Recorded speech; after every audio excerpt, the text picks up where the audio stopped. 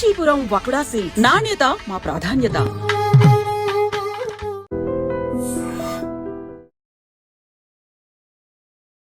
Hi guys, welcome to I dream. నేను మీ చాణక్య. మరి ఈ మధ్యకాలంలో కాదు, మరి కొన్ని నెలలుగా కూడా మ్యూచువల్ ఫండ్స్ అని మనం బాగా వింటున్నాము. అరే మ్యూచువల్ ఫండ్స్లో ఇన్వెస్ట్ చేసామంటే మనకు కరోడ్పతులు అవ్వచ్చు, ఇలా అలా అని చెప్పేసి మనల్ని చాలామంది కూడా మ్యానిపులేట్ చేస్తూ అండ్ అందులో ఇన్వెస్ట్ చేయించాలని కూడా చూస్తుంటారు. అసలు ఇంకొంతమంది అయితే మ్యూచువల్ ఫండ్స్ అనేది ఒక స్కామ్ అండి అని చెప్పేసి బల్లగుద్ది మరీ చెప్తున్నారు. అసలు వీటి గురించి మనకు క్లియర్ ఐడియా ఇవ్వడానికి, అసలు ఇది స్కామా లేకపోతే ఇందులో ఎంతవరకు నిజం ఉందా అనే దాని గురించి కూడా క్లారిటీ ఇవ్వడానికి ఇప్పుడు మనతో పాటు కూడా మన పర్సనల్ ఫైనాన్షియల్ అడ్వైజర్ విజయ్ కర్ణం గారు ఉన్నారు. మరి ఆయన ఐడియా తెలుసుకున్నాం. హాయ్ విజయ్ గారు. హలో అండి, ఎలా ఉన్నారు? డూయింగ్ గ్రేట్ అండి. Yeah, and again we're restarted with our videos. Exactly. మన వీడియోస్ ద్వారా కూడా మెయిన్గా అందరికి కూడా ఒక లేమెన్కి కూడా అర్థమయ్యేలాగా మనం ఎక్స్ప్లెయిన్ చేస్తున్నాం. కాబట్టి మ్యూచువల్ ఫండ్స్ అనేది కూడా స్కామ్. సో దానివల్ల మనకి ప్రయోజనం ఏం లేదు, డబ్బులు పెట్టింది కూడా లాస్ అయిపోతుంటుంది, మార్కెట్లు పడుతూ ఉన్నాయి, దానివల్ల డబ్బులు పోతున్నాయి. అండ్ ఇంకొంతమంది వర్షన్ అయితే కోటీశ్వర్లు అయిపోవచ్చు, ఏం కాదు అని చెప్పేసి ఇలాంటివన్నీ వింటున్నాము. సో యూజువల్గా ఫస్ట్ మీరు చెప్పండి, ఎలా దీన్ని మనం కన్సిడర్ చేయాలి? అంటే ఇప్పుడు ఒక ప్రోడక్ట్, ఒక సర్వీస్ కానీ ఏదైనా ఉండొచ్చు, దానిలో పాజిటివ్స్ ఉంటాయి, నెగిటివ్స్ ఉంటాయి. అండ్ ఆ పాజిటివ్స్ నెగిటివ్స్ పక్కకు పెడితే వాడే వాళ్ళ పద్ధతిని బట్టి వాడేవాళ్ళు దేన్ని ఉద్దేశించి దాన్ని వాడుతున్నారు అనే దాన్ని బట్టి కూడా ఉంటుంది. అంటే ఫర్ సపోజ్ ఇన్వెస్ట్మెంట్స్ పక్కకు పెట్టేసేయండి. ఒక ఫోన్ ఉంది, దాన్ని పాజిటివ్గా వాడుకొని every day every month complete job చేసే వాళ్ళు ఉన్నారు. ల్యాప్టాప్ ఉంది, దాన్ని యూజ్ చేసుకుని దాని మీద ఆన్లైన్ జాబ్ చేసే వాళ్ళు ఉన్నారు. అట్లాగే దాన్ని నెగిటివ్ యూజ్ చేసుకునే వాళ్ళు ఉన్నారు. అంటే ఎవరి చేతిలో అది వెళ్తుంది, ప్రోడక్ట్ కానీ సర్వీస్ కానీ, దాన్ని వాళ్ళు ఎట్లా యూజ్ చేసుకుంటున్నారు అనేది ఉంటుంది ఫస్ట్ థింగ్. సెకండ్ థింగ్ వచ్చేసి ఇన్వెస్ట్మెంట్స్ పాయింట్ ఆఫ్ వ్యూలో ఇప్పుడు మ్యూచువల్ ఫండ్స్ గురించి మాట్లాడితే, మ్యూచువల్ ఫండ్ అనేది ఒక ప్రోడక్ట్. అంటే మీ ఇన్వెస్టింగ్ ఒక ప్రోడక్ట్. దాన్ని మీరు ఏ ఎక్స్పెక్టేషన్స్తో చూస్తున్నారు? అంటే నేను రాత్రికి రాత్రి అమౌంట్ రావాలి, లేకపోతే 6 monthsలో నాకు అమౌంట్ డబుల్ కావాలి, 1 lakhలో 1 crore, 1 yearలో 1 crore కావాలి, నేను రోజు 25 lakhs పెడతా, విత్ ఇన్ 2 yearsలో నాకు 1 crore కావాలి అనుకుంటే అది స్కామే. ఓకే, వాళ్ళు అట్లా అనుకుంటే అది స్కామే. అది అలా జరగదు, first thing. Second thing, every year నాకు కన్సిస్టెంట్గా రిటర్న్స్ రావాలి అనుకుంటే ఫిక్స్డ్ డిపాజిట్లో చేసుకోండి. 6%, 7% కన్సిస్టెంట్గా ఇస్తుంది. కన్సిస్టెంట్గా ఇవ్వట్లేదు మ్యూచువల్ ఫండ్స్, అందుకే స్కామ్ అంటే అవును స్కామే. మ్యూచువల్ ఫండ్స్ అనేది కన్సిస్టెంట్గా ఇవ్వదు. ఓకే, సేమ్ మార్కెట్ ఎట్లా ఉంటుందో మీ మ్యూచువల్ ఫండ్ ఇన్వెస్ట్మెంట్స్ కూడా అట్లాగే ఫ్లక్చుయేట్ అవుతుంటాయి. సో మీరు ఏ పాయింట్ ఆఫ్ వ్యూలో మ్యూచువల్ ఫండ్స్ చూస్తున్నారని ఫస్ట్ థింగ్ ఇంపార్టెంట్. అది ఈక్విటీ మ్యూచువల్ ఫండ్సా, డెట్ మ్యూచువల్ ఫండ్సా, హైబ్రిడ్ మ్యూచువల్ ఫండ్సా, ఏ టైప్ ఆఫ్ మ్యూచువల్ ఫండ్స్ మీరు అప్రోచ్ అవుతున్నారు, ఎంత క్యాపిటల్తో మీరు ఇన్వెస్ట్ చేస్తున్నారు, ఎస్ఐపి చేస్తున్నారా, ఎస్డబ్ల్యూపి చేస్తున్నారా, ఎస్టీపీ చేస్తున్నారా? ఇదొక పెద్ద ఓషన్. ఈ ఇన్వెస్ట్మెంట్స్ అనేది పెద్ద ఓషన్. దాంట్లో మ్యూచువల్ ఫండ్స్ ఇంకొక చిన్న సైజ్ ఆఫ్ ఒక పెద్ద సెక్టార్ అనమాట. ఈ సెక్టార్లో మీరు ఏ ప్రోడక్ట్ని, ఏ సర్వీస్ని దేనికోసం యూజ్ చేస్తున్నారు, ఇవన్నీ ఏం అవగాహన లేకుండా డైరెక్ట్గా స్కామ్ అనడం చాలా ఈజీ. ఫస్ట్ అవేర్నెస్ తెచ్చుకోవాలి, మనకు అది సూట్ అవుతుందా. నేను చెప్తాను చాలామందికి, ఇంతవరకు మీరు ఎక్కడైనా రిస్కీ ఇన్వెస్ట్మెంట్స్ చేశారా అంటే ఎక్కడా చేయలేదు. మీకు మ్యూచువల్ ఫండ్స్ సెట్ అవుతుందా అని మాకు మ్యూచువల్ ఫండ్స్ సెట్ అవుతుందని ఎవరైనా ఇన్వెస్టర్స్ అడిగితే వాళ్ళకి సెట్ అవ్వదు. ఎందుకంటే ఇంతవరకు వాళ్ళు ఎప్పుడు రిస్క్ తీసుకోలేదు కాబట్టి. ఓకే, వాళ్ళు ఇప్పటి వరకు యాన్సిస్టర్ ప్రాపర్టీస్ ఇంత పాతకాలం ఉన్న రియల్ ఎస్టేట్లు, భూములు చూసుకోవడం, అక్కడ నుంచి రెంట్లు తీసుకోవడం మాత్రమే వాళ్ళకి అలవాటు ఉన్న వాళ్ళకి మ్యూచువల్ ఫండ్స్ అనే స్కామ్ లాగానే కనిపిస్తుంది. ఎందుకంటే ఒకరోజు అమౌంట్ ఎక్కువ అనిపిస్తుంది, ఒకరోజు అమౌంట్ తక్కువగా కనిపిస్తుంటుంది, రెగ్యులర్గా ఉండదు. సో మీ మైండ్ ప్రోగ్రామింగ్ ఎలా ఉంది, ఇన్వెస్ట్మెంట్స్ పట్ల మీ మైండ్ ప్రోగ్రామింగ్ ఎలా ఉంది, దాన్ని బట్టి మీరు మ్యూచువల్ ఫండ్స్ చూడడం అనేది అవుతుంది. ఓకే, ఫస్ట్ మ్యూచువల్ ఫండ్స్ మీద అవేర్నెస్ తెచ్చుకోండి, తర్వాత సూట్ అవుతుందా అవ్వదా అనేది మీరు ఒక కంక్లూషన్కి రావచ్చు. ఓకే, ఇవన్నీ ఏం తెలియకుండా డైరెక్ట్గా అమౌంట్ పెట్టేసి మార్కెట్ క్రాష్ కాగానే అమౌంట్ నెగిటివ్కి వెళ్ళిపోయింది, మ్యూచువల్ ఫండ్ స్కామ్ అనేది కంక్లూషన్కి రాకండి. ఓకే, అంటే కొంతమంది అడ్వైజర్స్ కూడా సో వాళ్ళు అరే ఈ మ్యూచువల్ ఫండ్స్లో పెట్టారంటే కరోడ్పతులు అయిపోతారు సో అని చెప్పేసి వాళ్ళు బ్రెయిన్ వాష్ చేసి కొంత అమౌంట్ అనేది కూడా పెట్టిస్తూ ఉంటారు. అవును. సో అది దాన్ని ఎట్లా మనం కన్సిడర్ చేసుకోవచ్చు, ఎంతవరకు నమ్మచ్చు అంటారు? ఇది హాఫ్ ట్రూత్ అంటే సగం నిజం సగం అబద్ధం. ఒకటేమో ఫస్ట్ మనం ఎంకరేజ్మెంట్ లాగా చూడాలి. అంటే ఇంతవరకు ఎవరికి మ్యూచువల్ ఫండ్ మీద అవగాహన లేని వాళ్ళకి అడ్వైజర్ రూపంలో వాళ్ళు మిమ్మల్ని ఎంకరేజ్ చేస్తుంటారు. అంటే ఒక 10,000 నాకు మంత్లీ సేవింగ్స్ ఉన్నాయి, 10,000లో 1,000 రూపాయలు 2,000 మీరు మ్యూచువల్ ఫండ్ ఎస్ఐపి చేయండి అని ఎంకరేజ్ అన్లెస్ అని అంటే ఒకరు పుష్ చేస్తే తప్ప మనం ఇన్వెస్ట్మెంట్స్ చేయం. ఓకే. అది రియల్ ఎస్టేట్ అయినా సరే, గోల్డ్ అయినా సరే, మ్యూచువల్ ఫండ్స్ అయినా సరే. గోల్డ్ అయితే మన ఇంట్లో లేడీస్ పుష్ చేస్తారు, రియల్ ఎస్టేట్ అయితే మన ఫ్రెండ్స్ పుష్ చేస్తారు, మ్యూచువల్ ఫండ్స్ అయితే అడ్వైజర్ పుష్ చేస్తారు. యా. సో దాంట్లో ఎవరికి ఏం అడ్వాంటేజ్ ఉంది అనేది సెకండరీ, కానీ మనకి ఒక డ్రైవింగ్ ఫోర్స్ అనేది ఉంటుంది. యా. ఇక్కడ మీకు మ్యూచువల్ ఫండ్స్లో అడ్వైజర్ పుష్ చేస్తారు. అది అతనికి లాభం అవుతుందా, మీకు లాభం అవుతుందా అనేది మీరు అనలైజ్ చేసుకోవాలి. ఎక్కడ ఇన్వెస్ట్ చేస్తున్నాం, ఎందుకోసం ఇన్వెస్ట్ చేస్తున్నాం, ఎన్ని రోజుల కోసం ఇన్వెస్ట్ చేస్తున్నాం అనేది మనం క్లియర్గా ఫస్ట్ అనలైజ్ చేసుకొని తర్వాత ఇన్వెస్ట్మెంట్ చేయాలి. ఓకే. అంటే టీవీలో మనము మ్యూచువల్ ఫండ్స్ గురించి యాడ్స్ వచ్చేటప్పుడు ఖచ్చితంగా దాని చివర్లో market are the subject to the risk అని చెప్పేసి వేస్తూ ఉంటారు. సో అంటే ఇదేంటి, మనము పెట్టేటప్పుడు జాగ్రత్తగా చూసి పెట్టాలి అని చెప్పేసి అని అంటూ ఉన్నారు. ఇది ఒక కవరప్ అనుకోవచ్చా, స్కామ్ కవరప్ అనుకోవచ్చా? కవరప్ కాదండి, ఇది మీకు కంప్లీట్గా డిస్క్లోజ్ చేయడం, దీంట్లో ఉన్న రిస్క్ మీకు కంప్లీట్గా డిస్క్లోజ్ చేయడం. మీకు ఇట్లాంటి డిస్క్లేమర్, ఇట్లాంటి డిస్క్లోజ్ చేయడం అనేది మీకు ఏ ఇన్వెస్ట్మెంట్లో కనిపించదు, కానీ ప్రతి ఇన్వెస్ట్మెంట్లో రిస్క్ ఉంటుంది. ఓకే. గోల్డ్లో రిస్క్ ఉంటుందా? ఉంటుంది. గోల్డ్ ఈరోజు మీరు కొంటారు, రేపొద్దున మార్కెట్లో గోల్డ్ రేట్ పడిపోదని మీరు ఏమైనా గ్యారంటీ ఇవ్వగలుగుతారా? లేదు. మీరు కాదు, ఎవరు ఇవ్వలేరు. 89,000, 85,000, 82,000 ఉన్నప్పుడు నేను తీసుకున్న తర్వాత గోల్డ్ ఇప్పటి నుంచి ఖచ్చితంగా పెరుగుతుంది, 6 months తర్వాత నేను మళ్ళీ గోల్డ్ అమ్ముకోవచ్చు అనుకుంటే it's a foolishness. Right. Market rate ప్రకారం గోల్డ్ పెరగవచ్చు, తగ్గొచ్చు. First thing. Second thing, real ఎస్టేట్లో రిస్క్ ఉంటుందా ఉండదంటే రియల్ ఎస్టేట్ కూడా రిస్క్ ఉంటుంది. అక్కడ ఎవరు చెప్పరు, ఇక్కడ చెప్తారు అంతే. Okay. First thing. Second thing, risk అంటే ఏంది? మనం ఇంతకుముందు కూడా ఒక వీడియోలో ఒక 15 minutes 20 minutes డ్యూరేషన్లో స్పెసిఫిక్గా రిస్క్ గురించి ఒక వీడియో చేస్తాను. అక్కడ నేను ఏం చెప్పానంటే టైప్స్ ఆఫ్ రిస్క్, లిక్విడిటీ రిస్కా, క్యాపిటల్ రిస్కా, లేకపోతే మీకు మెయిన్ ఏమంటే ట్రాన్స్ఫర్ ఆఫ్ రిస్క్, అంటే మీ నుంచి మీ పిల్లలకి పంపించడం కుదరకపోవడం, ఇట్లా టైప్స్ ఆఫ్ రిస్క్ అని చాలా ఉంటాయి. దాంట్లో ఇది ఏ రిస్క్ కిందకి వస్తుంది అంటే పర్సంటేజ్ ఆఫ్ రిటర్న్స్ అనేది ఫ్లక్చువేట్ అవుతుంటుంది, ఆ రిస్క్ మాత్రమే. ఈరోజు 5% రావచ్చు, ఈ ఇయర్ 5% రావచ్చు, నెక్స్ట్ ఇయర్ 10% రావచ్చు, నెక్స్ట్ ఇయర్ 50% కూడా రావచ్చు. అది రిస్క్. వాలటిలిటీ అనేది ఉంటుంది, అది రిస్క్ మ్యూచువల్ ఫండ్. ఓకే. మీకు ఇదే రిస్క్ అన్నిట్లలో ఉంటుంది, కానీ ఇక్కడ చెప్పరు, ఇక్కడ చెప్తారు. ఎందుకు అంటే ఇది regulated, SEBI regulated, government regulate చేసి ఒక స్ట్రక్చర్డ్ మోడల్లో ఇన్వెస్ట్మెంట్స్ తీసుకుంటున్నారు. యాజ్ ఎ రెస్పాన్సిబుల్ ఉండాలి కాబట్టి గవర్నమెంట్ దగ్గర ఎట్లాంటి స్కామ్స్ కానీ ఎట్లాంటి బ్యాక్డోర్ థింగ్స్ కాకూడదు కాబట్టి ఇంత ప్రాసెస్డ్గా ఇంత డిస్క్లోజ్ చేసుకొని ఇన్ఫర్మేషన్ డిస్క్లోజ్ చేసి ఇన్వెస్టర్స్ దగ్గరికి వెళ్ళి అమౌంట్ రేజ్ చేస్తారనమాట. సో అదే మీకు ఇదే డిస్క్లైమర్ ఒక రియల్ ఎస్టేట్ దగ్గర కానీ ఒక జ్యువెలరీ షాప్ ముందర పెడితే ఒక్కడు జ్యువెలరీ కొన్నాడు, ఒకడు రియల్ ఎస్టేట్లో ఇన్వెస్ట్ చేయరు. ఓకే. ఇప్పుడు రియల్ ఎస్టేట్ ఒక ఏదైనా కంపెనీ ఉందనుకోండి, ఆ కంపెనీ కింద real estate investments are subject to market risk అని పెట్టాలనుకో, సేమ్ సెంటెన్స్.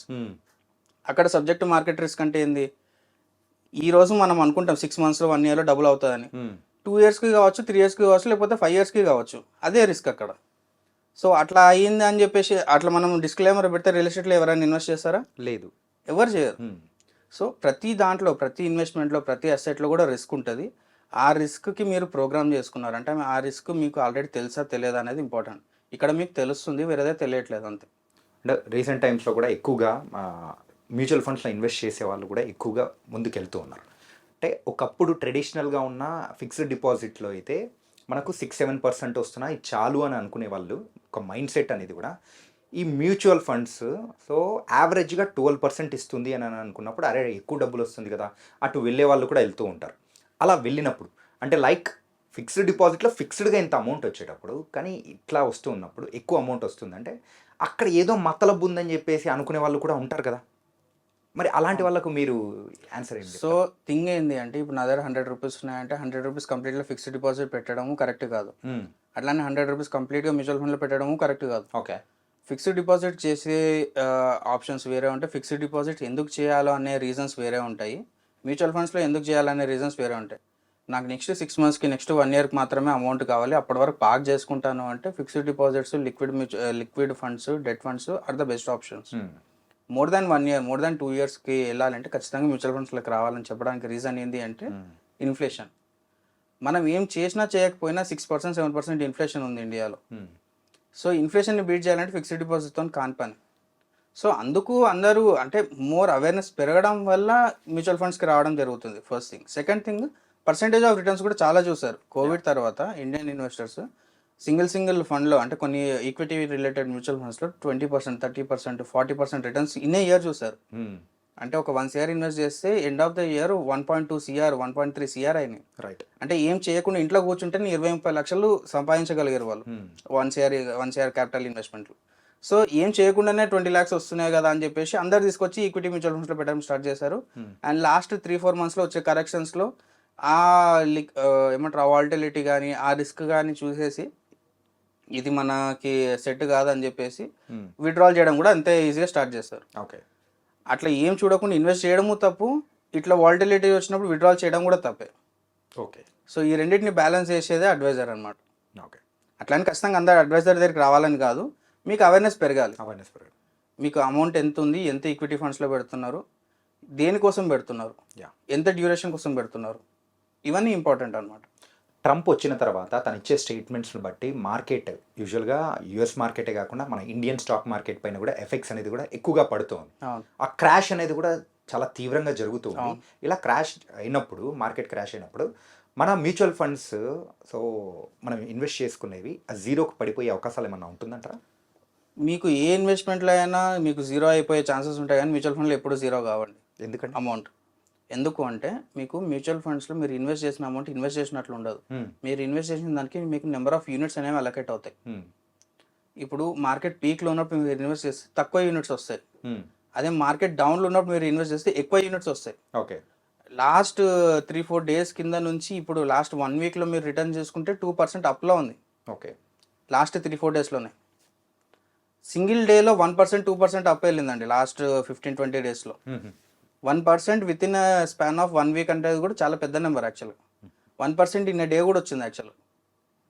సో ఇంత అంటే ఇంత వాల్టిలిటీ ఉంటుంది కదా, ఇంత వాల్టిలిటీలో మీకు తక్కువ ఉన్నప్పుడు యూనిట్స్ తీసుకుంటే విత్ ఇన్ డేలో మీకు 1% క్యాపిటల్ అప్రిసియేషన్ కనిపిస్తుంది. అంటే ఒక 1 CR మీరు తక్కువలో ఉన్నప్పుడు మీరు ఇన్వెస్ట్ చేశారు, విత్ ఇన్ డే 1% పెరిగిందంటే 1 lakh మీకు యాడ్ అయిపోతుంది పోర్ట్ఫోలియోలో. అంటే లైక్ ఎప్పుడైనా కానీ మార్కెట్స్ పడిపోయినప్పుడు మ్యూచువల్ ఫండ్స్లో ఇన్వెస్ట్ చేస్తే మనకు యూనిట్స్ ఎక్కువ వస్తే దానివల్ల బెనిఫిట్ ఉంటుందంటారు. ఎగ్జాక్ట్లీ. అది మీరు ఒక స్ట్రాటజికల్ వేగా చేయాలి. ఓకే. పడ్డది కదా అని చెప్పేసి ఉన్నాయని పెట్టేసి మళ్ళీ ఇమీడియట్గా విత్డ్రాల్ చేద్దామంటే కాదు. Equity funds are duration more than 2 years, 2 to 3 years డెఫినెట్గా వెయిట్ చేయాల్సిందే. ఇమీడియట్గా పెట్టి ఇమీడియట్గా తీయడం అనేది కరెక్ట్ కాదు. ఓకే. చాలామంది నా క్లయింట్స్ రీసెంట్గా వాళ్ళు అప్రిషియేట్ చేస్తున్నారు నన్ను. సరే ఇట్లాంటి ఫాల్ వస్తుంది మీరు ముందే చెప్పగలిగారు. నేను వాళ్ళకి డిసెంబర్లోనే చెప్పాను, వాళ్ళు చేసిన ఇన్వెస్ట్మెంట్స్లో విత్ ఇన్ 3-4 months 5%, 6% అప్రిసియేషన్ వచ్చినాయి వాళ్ళకి. నేను చెప్పాను ఇప్పుడు చాలా మంచి రిటర్న్స్ వచ్చినాయని ఇది కాకండి, నెక్స్ట్ 3-4 months ఇంకా డౌన్ఫాల్ వచ్చే ఛాన్సెస్ ఉన్నాయి, కానీ మీ రిక్వైర్మెంట్ వచ్చేసి నెక్స్ట్ 5 years తర్వాత కాబట్టి మీరు దీన్ని ఇట్లానే హోల్డ్ చేసుకోండి. ఇట్లాంటివి చాలా వస్తుంటాయి ఇన్ బిట్వీన్, కావాల్సినప్పుడు దాన్ని ప్రాఫిట్ చేసుకుందాము. మీరు చేసింది ఇన్వెస్ట్మెంట్ వెరీ రీసెంట్ కాబట్టి కొంచెం టైం తీసుకోండి, తర్వాత మనం ప్రాఫిట్ బుకింగ్ చేసుకుందామని చెప్పాను.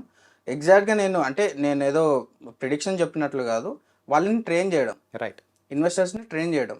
అంటే మార్కెట్స్ అనేవి ఇట్లాగానే ఉంటాయని ముందే చెప్పి వాళ్ళ దగ్గర ఇన్వెస్ట్మెంట్స్ చేయించి వాళ్ళు ఎగ్జాక్ట్గా అదే ప్యాటర్న్లో వెళ్ళినప్పుడు వాళ్ళ రియాక్షన్ కూడా అట్లా ఉంది. అంటే చాలామందికి క్లయింట్స్ ఏం చేస్తారు అంటే ఇట్లాంటివి వచ్చినప్పుడు విత్డ్రాల్ చేసేస్తుంటారు.